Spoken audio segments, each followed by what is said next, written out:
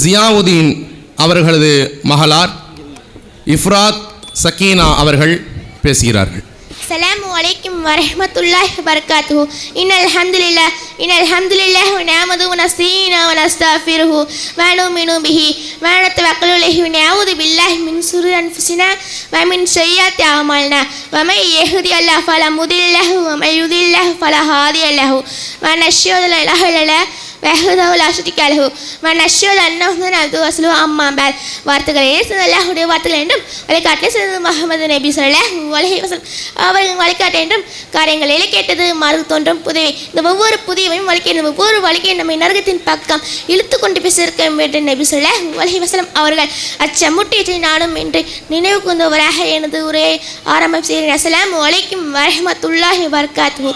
அல்லாஹ் மனுஷனை படைத்து அவனுக்கு தேவையான வாழ்க்கையை வசதிகளை செஞ்சு கொடுத்து இந்த உலகத்தில் வாழ வச்சான்.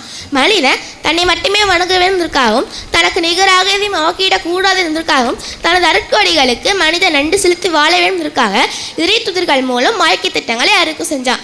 எல்லா இறை துதிர்களும் மனித இனத்திலிருந்து தேர்ந்தெடுக்கப்பட்டவங்க தான். எல்லா சமுதாய மக்களும் இறை துதிர்கள் அனுப்பிட்டாங்க.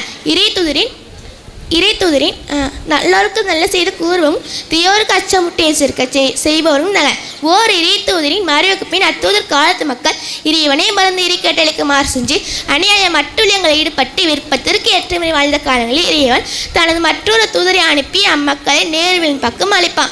இவ்வாறாக பலரும் இறை தூதர்களாக அனுப்பப்பட்டாங்க.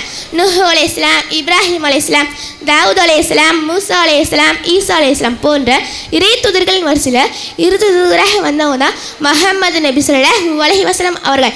எனவே அப்படிப்பட்ட நபி ஸல்லல்லாஹு அலைஹி வஸல்லம் அவர்களை பற்றி பேச வழங்கப்பட்டுள்ள தலைப்பு அழகிய முன்மாதிரி. 1430 ஆண்டுகளுக்கு முன்னாடி அன்றைய அரபுலகத்தில் இருள் நிறைந்த காலகட்டத்தில் அந்த இருளை நீக்கி இறுதி இறை தூதர்களாக நபி ஸல்லல்லாஹு அலைஹி வஸல்லம் அவர்கள் வருகை தந்தார்கள். நபி ஸல்லல்லாஹு அலைஹி வஸல்லம் அவர்கள் அழகிய போதனை நிறைந்த வாழ்க்கையானது இப்படிப்பட்டதாக இருந்துச்சுன்னா அறியாமை இருளை நீக்கி அழகிய வாழ்க்கையை மக்களுக்கு தந்தது மட்டும் இல்லாமல் இன்றைக்கும் இந்த வாழ்க்கை முறையை பின்பற்றி நடக்கும் அரிய வாய்ப்பை நபி ஸல்லல்லாஹு அலைஹி வஸல்லம் அவர்களின் மூலம் அல்லாஹ் நமக்கு தந்தது மட்டும் இல்லாமல் நபி ஸல்லல்லாஹு அலைஹி வஸல்லம் அவர்களின் நற்குணங்களை தன் திருமலையுமே அறிவித்து கொடுத்தார். நபித்துவம் கிடைப்பதற்கு முன்பும் சரி பின்பும் சரி நபி ஸல்லல்லாஹு அலைஹி வஸல்லம் அவர்கள் நற்குணங்கள் நிறைந்தவர்களாக இருந்ததோடு நமக்கு இறைவன் கூறுவது போல் முன்மாதிரியாக விளக்குகிறார்கள். அல்லாஹ் குர்ஆனில் சொல்றான், லக்கத் கான லக்கும் ஃபீ ரசூலில்லாஹி உஸ்வத்துன் ஹஸனா. இதில் தமிழ் எடுத்தவர்கள அல்லாஹ்வின் மீது நம்பி அதிக வினைக்கும் உங்களுக்கு அல்லாஹ்வின் இறை தூதரிடம் அழகிய முன்மாதிரி என்று இருக்கும். அன்பிற்குரிய சகோதர சகோதரிகளே, தாய்மாத தந்தைமார்களை சற்று சிந்தித்து பாருங்களேன். நம்பிக்கை கொண்டவர்களே, அழகிய முன்மாதிரி என்று இறைவனே சொல்லக்கூடிய அளவுக்கு நபி ஸல்லல்லாஹு அலைஹி வஸல்லம் அவங்க இருக்க நம்ம சில பேர் தனக்கு முன்மாதிரியாக என்று சில நடிகைகளை வேறு சிலரும் கூறிக்கொண்டு நரகத்தை நோக்கி சென்று கொண்டிருக்கின்றோம். அல்லாஹ் நம்மிலிருந்து காப்பாற்றுவானாக. நபி ஸல்லல்லாஹு அலைஹி வஸல்லம் அவர்கள் 40 வயதில் இறை தூதர்களாக தெரிவு செய்யப்பட்டாங்க. இறை தூதர்கள் தெரிவு செய்வதற்கு முன்னே சாதிக் உண்மையாளர் அமீன் நம்பிக்கை கூறியவர் என மக்கள் முன் போற்றும்படி வாழ்ந்து காட்டினார். ஒழுக்கம், நேர்மை, நாணயம் வாழ்க்கையில் தானும் ஒரு முன்மாதிரியாக வாழ்ந்து காட்டி மனித சமுதாய வெற்றி பெற வேண்டும் என விரும்பினார்.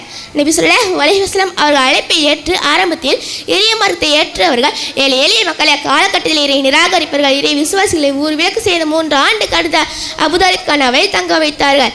சூழ்நிலையில் இறை விசுவாசிகள் நிலைகளின் தலைகளை முன்னும் அளவுக்கு ஏழ்மை அவர்களே வாட்டியது.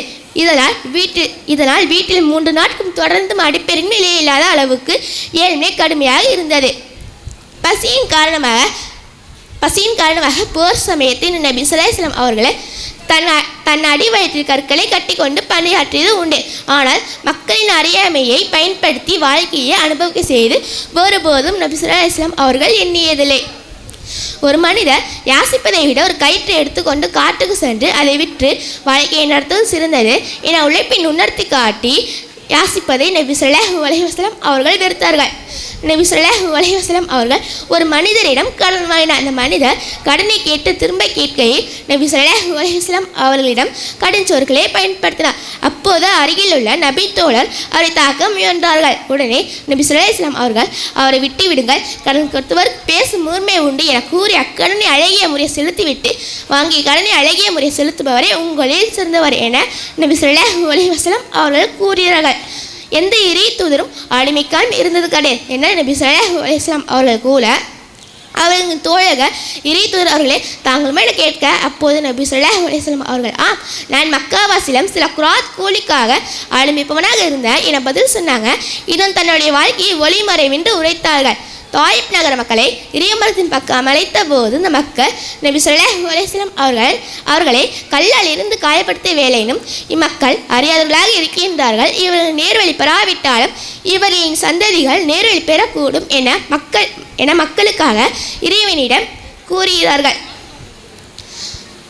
மக்கா வெற்றியின் போது இன்னல் செய்த இழிவுபடுத்திய அனைத்து மக்களுக்கும் பொது மன்னிப்பு அளிக்கப்படுகிறது.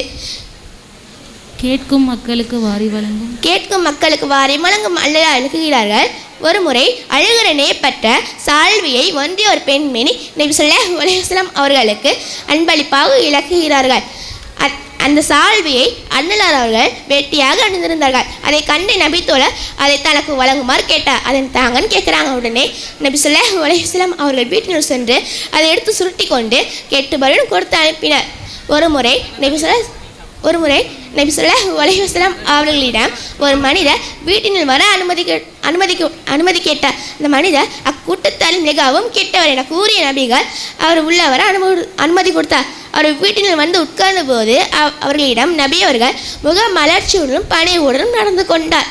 அவர் புறப்பட்டு சென்ற பின் நபி ஸல்லல்லாஹு அலைஹி வஸல்லம் அவர்களிடம் துணைவியார் ஐஷா ரலியல்லாஹு அன்ஹா அவர்கள் கேட்டார்கள். இறை தூதர் அவர்களே, இந்த மனிதர் எப்படிப்பட்டவர் தெரியும், இவர்களிடம் முக மலர்ச்சியுடனும் பணிவுடனும் நடந்து கொண்டீர்களே என்று கேட்டார்கள்.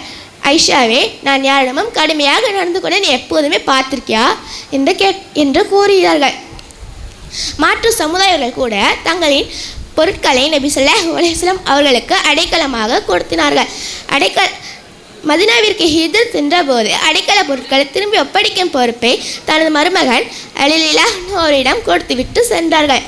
நபி ஸல்லல்லாஹு அலைஹி வஸல்லம் அவர்கள் பொய் சொல்வதை மிகவும் வெறுத்தார்கள். அவர்களின் கொடிய விரோதி அபூஜஹல் கூட நான் உன்னை பொய்ன்னு சொல்ல மாட்டேன், நீ கொண்டு வந்த மார்க்கத்தை தான் ரொம்ப வெறுக்கிறேன் என்று சொன்னாங்க. நபி ஸல்லல்லாஹு அலைஹி வஸல்லம் அவர்கள் 10 ஆண்டுகளுக்கு பணியாற்றிய அனஸ் பின் மாலிக் என்பவர் நபி ஸல்லல்லாஹு அலைஹி வஸல்லம் அவர்களை என்னை ஒருபோதும் திட்டியதோ கடந்து பேசியதோ கிடையாது என சான்று பகிர்ந்தார்கள். புகாரில் பதிவாயிருக்கு, இன்னக்கல உள்ளுக்குள் அதை நீர்மகத்தான இருக்கின்றீர்கள் அல்லாஹ்வே தனது அழகிய திருமறையில் நபி ஸல்லல்லாஹு அலைஹி வஸல்லம் அவர்களை பற்றி கூறுகிறான். ரசூலுல்லாஹுடைய குணம் எப்படிப்பட்டதாக இருந்துச்சுன்னா, சுரூர் பின் அவுஃபா ரஹ்மத்துல்லாஹி அவர்கள் கூறுகிறார்கள், சாத் பின் ஷிஹாம் பின் ஆமிர் ரஹ்மத்துல்லாஹி அவர்கள் ஐஷா ரலியல்லாஹு அவர்களிடம் கேட்டார்கள், இறை நம்பிக்கையாளர்களின் அன்னையே, அல்லாஹ்வின் தூதர் ஸல்லல்லாஹு அலைஹி வஸல்லம் அவர்களை பற்றி கூறுங்கள் என்று கேட்டார்கள். அதற்கு ஐஷா ரலியல்லாஹு அவர்கள் நபி ஸல்லல்லாஹு அலைஹி வஸல்லம் அவர்கள் குணம் குர்ஆனாகவே இருந்தது என கூறுகிறார்கள். நபி ஸல்லல்லாஹு அலைஹி வஸல்லம் அவர்கள் எந்த குணம் எப்படிப்பட்டதாக இருக்க வேண்டுமோ கட்டளையிட்டதோ அதுவாக வாழ்ந்து காட்டினார். ஆனால் நம்ம குர்ஆன் என்ற அற்புதத்தை நம் கைகளில் வைத்துக்கொண்டு அதை சரியாக பயன்படுத்தாமல் ரமலான் மாதத்திலும் வெள்ளிக்கிழமையும் இன்னும் குறிப்பிட்ட நாட்களிலும் தான் அதை ஓத வேண்டும் என்று சில மூட நம்பிக்கைகளை ஏற்படுத்தி கொண்டு பெரும் பெரும் நன்மைகளை இழுத்து வருகின்றோம். இனி வரக்கூடிய காலங்களில் இறை தூதரின் வழிநடத்தி மறுமை என்று பெறுவோமாக என்று துஆ செய்தவளாக எனது உரையை முடித்துக் கொள்கிறேன். வாஹிதவானா அல்ஹம்துலில்லாஹி ரபில் ஆலமீன். அஸ்ஸலாமு அலைக்கும் வரஹ்மத்துல்லாஹி வபரகாத்துஹு.